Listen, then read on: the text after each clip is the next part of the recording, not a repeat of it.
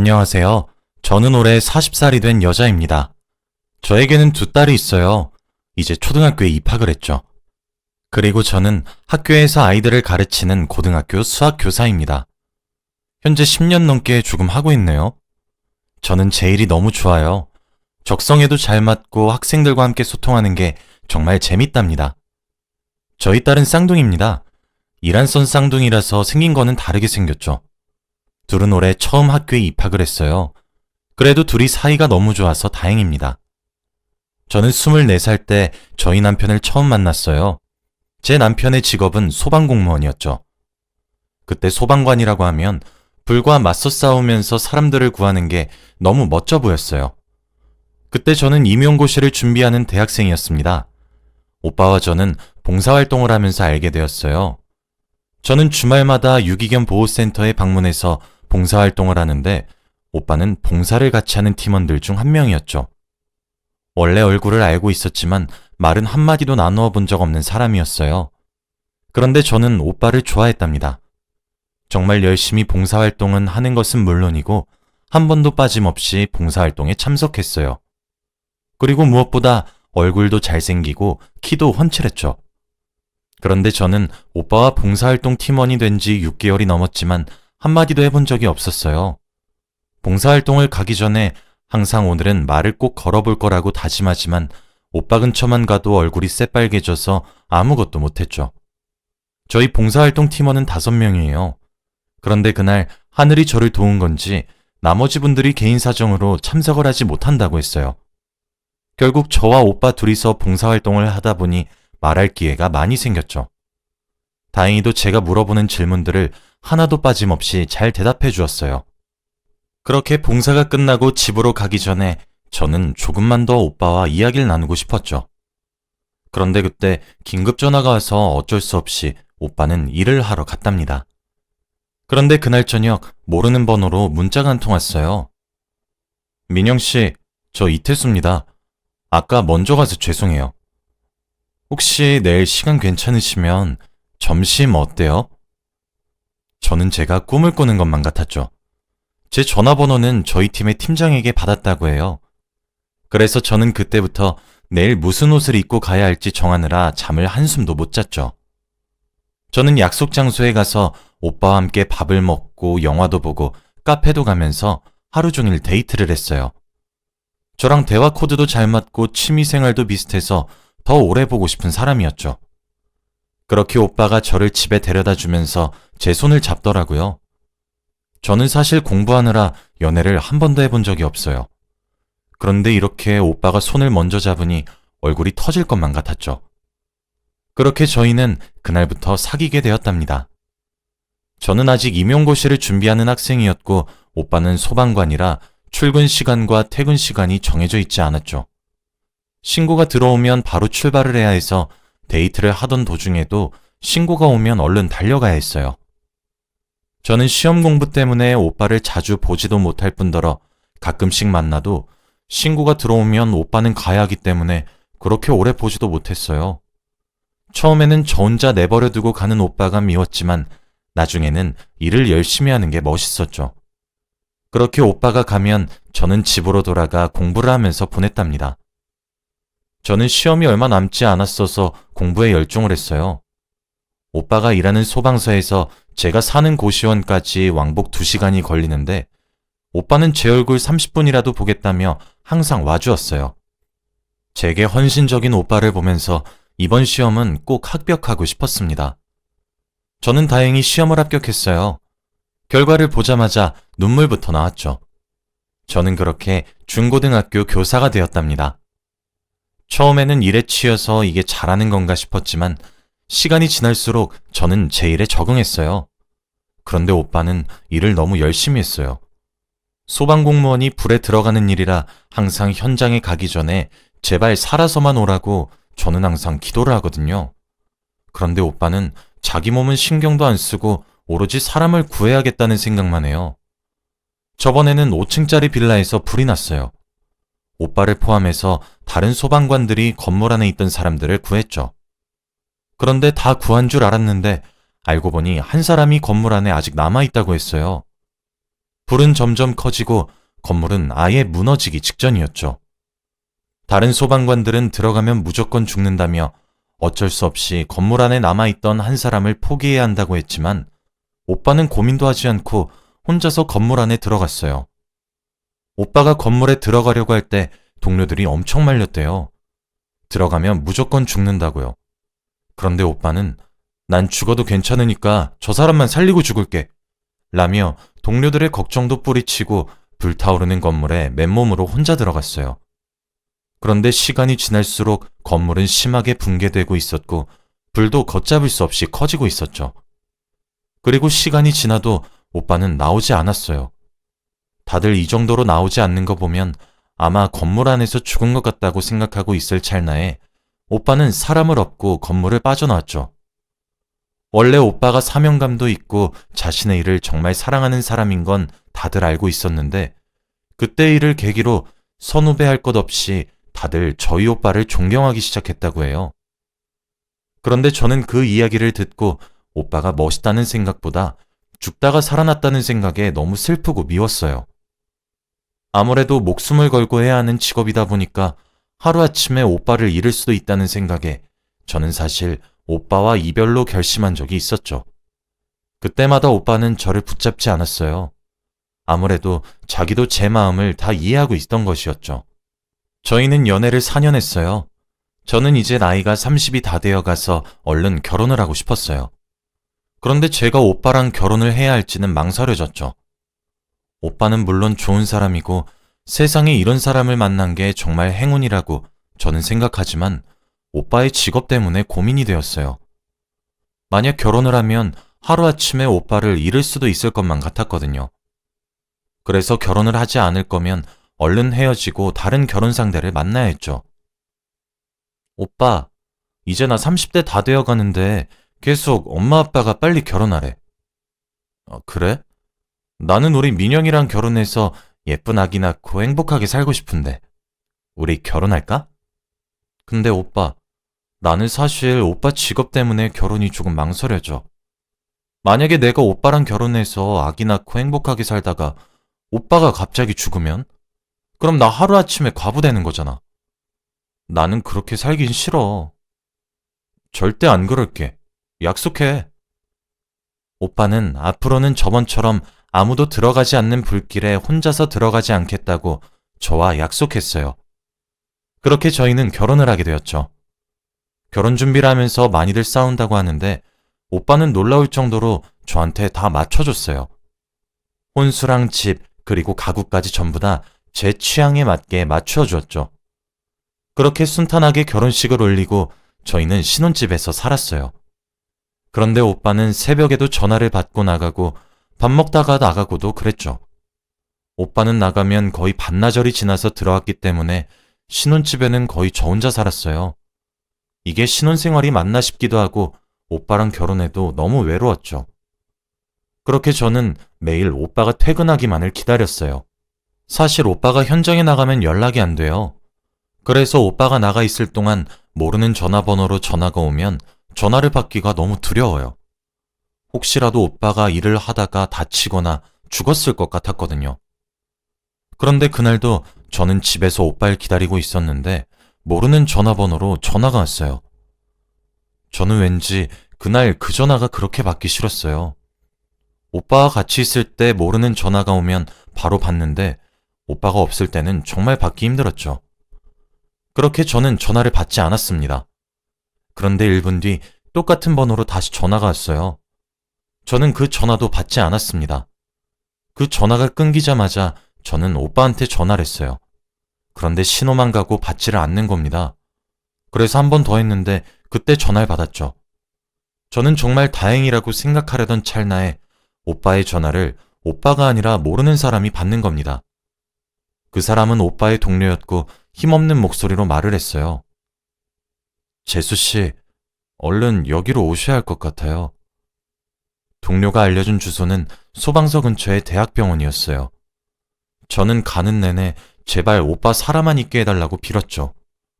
너무 급한 마음에 나와서 신발도 짝짝이로 신고 갔어요.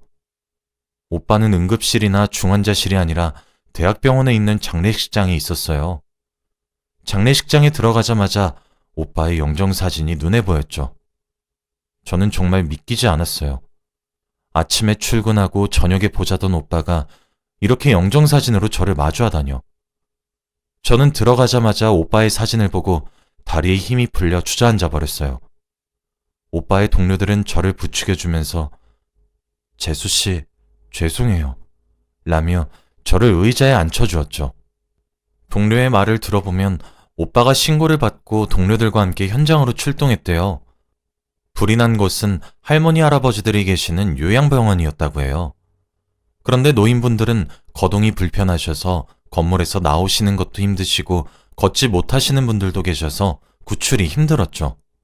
그래서 다들 머뭇거리고 있는데 오빠는 주저하지 않고 계속 들어갔대요. 그래서 동료들도 그 모습을 보고 오빠와 따라 들어갔죠. 그런데 움직이지도 못하는 한 할머니께서 울고 계셨대요. 당연히 휠체어도 불에 타서 업고 나가야 했죠. 그런데 그 할머니 다리에 건물 기둥이 쓰러져 있었고 할머니가 기둥에 깔려 있었대요. 오빠 혼자서는 절대 그 무거운 기둥을 빼낼 수 없었는데 주위에 아무도 없어서 혼자 최선을 다해 기둥을 빼고 있었죠. 그런데 다른 사람을 구출하고 있던 동료가 오빠를 보고 도와주겠다고 했지만 그 사람은 이미 구출하고 있던 사람이 있어서 오빠는 괜찮다며 그 사람 얼른 살리고 다시 들어오라고 했대요. 동료는 알겠다고 했고 오빠를 도와주려 다시 들어가려고 했지만 아예 건물이 붕괴되면서 불이 너무 커졌대요. 아무도 들어가면 안 된다고 그랬죠. 그렇게 오빠는 마지막 모습까지 사람들을 구하는 사람이었죠. 저는 오빠가 너무 원망스러웠지만 그래도 오빠의 마지막은 자기가 좋아했던 사람들을 구하는 일을 하면서 눈을 감았기 때문에 행복했을 것 같아 다행이었죠.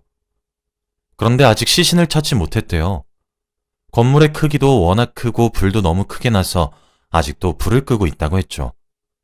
그렇게 저는 오빠의 시신도 보지 못한 채로 시신 없이 장례를 진행했습니다. 집으로 돌아오니까 너무 공허했어요. 저희 집에는 오빠가 없는 날이 더 많았는데 왠지 모르게 굉장히 어색하게 느꼈거든요. 저는 이 집이 너무 크게 느껴졌죠. 집에 오자마자 오빠의 짐을 정리했습니다. 옷장을 정리하다가 구석에 꽁꽁 숨겨둔 편지 봉투를 발견했어요. 그 편지는 오빠가 죽기 전에 써놓은 유서였습니다. 직업 특성상 언제 죽을지 모르기 때문에 유서를 항상 써두고 다니죠. 그런데 저는 그날 처음 봤어요. 그런데 유서의 내용은 온통 미안하다는 말뿐이었어요. 저는 이런 오빠가 더욱 미웠죠. 그런데 그날부터 저는 생리를 하지 않았어요. 무려 한 달이나 미뤄졌죠. 음식 냄새를 맡으면 토를 하곤 했답니다. 사실 대충 예상은 하고 있었는데 남편도 없이 아기를 낳긴 싫어서 제발 아니길 바랬죠. 그런데 역시 저는 임신을 했답니다. 병원에 가니 임신 5주차라고 했죠. 저는 너무 막막했어요. 오빠 없이 이 아기를 낳아서 키워야 할지 너무 고민이 되었죠. 그런데 의사 선생님께서 축하드려요, 쌍둥이네요 라고 하시는 겁니다. 혼자서 한 명을 키우는 것도 힘든데 둘이라뇨. 저는 처음에는 아이를 지울 생각이었지만 저는 아기를 키우면서라도 오빠의 생각을 조금이나마 지울 수 있을 것 같았어요. 저는 혼자서 아기를 키우게 되었죠. 그런데 주위에서 남편이 없다고 하면 하나같이 남편이 저를 버리고 도망간 줄 아세요? 그렇게 동정심 가득 찬 눈빛으로 저를 바라보곤 하죠. 불쌍하다며 위로도 합니다. 그때마다 저는 남편은 죽었어요 라며 따끔하게 말을 합니다. 그러면 사람들은 바로 사과해요. 저는 사람들이 저를 그렇게 바라보는 것이 너무 싫었습니다. 저는 아기를 키울수록 오빠 생각이 더욱 많이 났어요. 아기는 이란성 쌍둥이였는데 어떻게 오빠랑 똑 닮았는지 하는 행동도 오빠였어요. 신기하게 오빠의 식성까지 똑같았단 말이죠. 저는 혼자서 두 아기를 책임지는 게 너무 힘들었지만 한부모 가정을 지원해주는 제도가 많더라고요. 제가 최대한 아끼고 제가 덜 쓰는 대신 아이들에게 쓰는 돈은 전혀 아끼지 않았죠.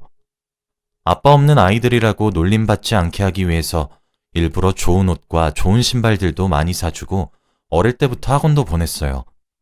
그런데 아이들이 커갈수록 점점 아빠의 존재에 대해 궁금해했죠. 엄마, 우리는 왜 아빠가 없어? 저는 이렇게 아이들이 물어볼 때마다 너무 막막했어요. 어디서부터 어떻게 설명을 해야 할지도 모르겠고 차라리 거짓말을 해야 할까 싶었죠.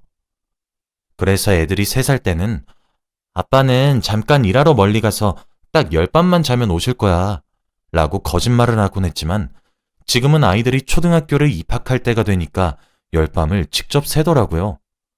그런데 10밤을 자고 나서도 아빠가 오지 않으니까 저보고 거짓말쟁이라며 저를 미워하곤 했죠. 저는 주말마다 아이들과 유기견 봉사활동을 하러 갔어요. 오빠를 처음 만난 곳이기도 하죠.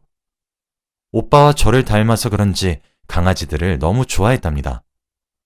아이들도 강아지를 보는 것을 너무 좋아해서 매주 주말만 기다리더라고요. 저는 평소처럼 아이들과 봉사활동을 하러 갔죠. 그런데 아이들이 보이지 않는 겁니다. 유기견 보호센터가 크진 않았지만 그래도 어린아이들이어서 제 눈에 보이지 않으면 너무 걱정됐어요. 그래서 보호센터를 샅샅이 뒤지면서 아이들을 찾았죠. 아이들은 건물 안 사무실에 있었습니다.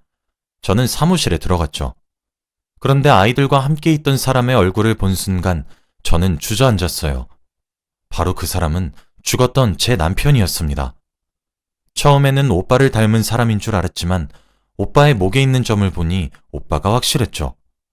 그런데 아이들과 함께 셋이서 하하호호 웃으며 이야기를 나누고 있는 겁니다. 저는 오빠의 얼굴을 보자마자 오빠? 아, 수연이랑 수진이 어머니죠? 죄송해요. 애들이랑 얘기하다가 이렇게 시간이 간 줄 몰랐어요. 걱정하셨죠? 라며 아예 저를 못 알아봤어요. 오빠, 여기서 뭐해?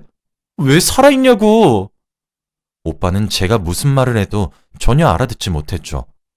저는 도대체 오빠에게 무슨 일이 있었는지 물어보려고 총책임자를 찾아갔습니다. 그런데 그분은 오빠가 기억을 잃었다고 했어요. 사실 오빠와 저는 여기서 봉사를 오래 해서 책임자분과 친한 사이입니다. 그런데 오빠가 죽은 날 거의 죽을 듯한 몸을 이끌고 여기로 왔대요. 그때 오빠는 자신의 이름도 모르고 자신이 왜 다쳤는지도 몰랐죠. 자신의 집도 아무것도 기억을 못하는 사람한테 여기는 어떻게 왔냐고 물었더니 자기도 모른다면서 그냥 몸이 이끄는 대로 왔다고 했대요.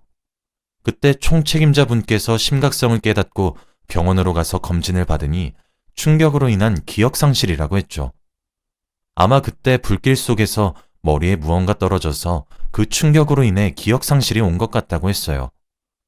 그렇게 겨우 현장에서 빠져나와 오빠는 유기견 보호센터로 갔고 지금까지 총책임자분께서 오빠를 여기서 지내게 해주고 있었다고 했죠. 저는 그 말을 듣고 화를 내면서 오빠 보자마자 신고 왜 안 하셨어요? 라고 화를 냈어요. 나도 했지. 근데 태수씨 지문이 불에 녹아서 신원조회가 안 되더라고.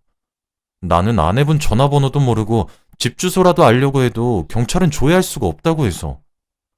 오빠가 죽지 않고 살아있었다는 말에 너무 행복했지만 저를 기억하지 못하는 게 너무 슬펐죠. 그래도 아이들이 이렇게 웃으면서 아빠랑 얘기할 수 있어서 다행이에요. 그런데 그날 집으로 가는 길에 저희 딸이 엄마, 근데 태수 아저씨 우리 아빠 하면 안 돼? 왜?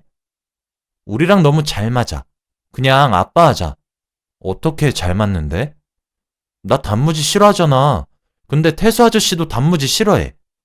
저는 아이들이랑 잘 맞는 게 너무 신기했죠. 맘 같아서는 저도 오빠와 다시 살고 싶었지만 오빠는 전혀 저를 기억하지 못하는 상황이고 유기견 보호센터에서 일하는 사람이었을 뿐이었죠. 다음 주에 저희는 또 봉사활동을 하러 갔어요. 오빠가 거기 있다고 하니까 아침 일찍부터 가고 싶더군요. 그래서 평소보다 일찍 갔어요. 그런데 그날은 오빠도 봉사활동을 하고 있더라고요. 저는 일부러 오빠 옆으로 가서 일을 했죠. 따라다니면서 오빠가 하는 일은 다 따라했어요. 점심시간에 오빠가 저에게 다가와서 민영 씨, 혹시 시간 괜찮으시면 저랑 같이 점심 식사 어떠세요? 라고 하는 겁니다. 예전에 오빠가 저에게 처음 했던 말이랑 똑같았죠. 저는 알겠다고 했고 처음으로 아이들과 4명이서 식당에 가서 밥을 먹었습니다. 저는 정말 우리 가족이 다 같이 밥을 먹은 게 너무 감격스러웠죠. 그렇게 저는 오빠와 연락을 하고 지내게 되었고 아이들도 너무 좋아한답니다. 오빠에게는 솔직하게 말하지 않으려고 해요. 오빠와 다시 첫 만남 때로 돌아간 것 같아서 너무 좋거든요. 지금은 오빠랑 연애를 하고 있어요. 정말 말도 안 되는 일이 저한테 일어났죠. 저는 지금 너무 행복하답니다. 죽었던 남편이 다시 돌아왔잖아요. 제 이야기는 여기까지입니다. 감사합니다.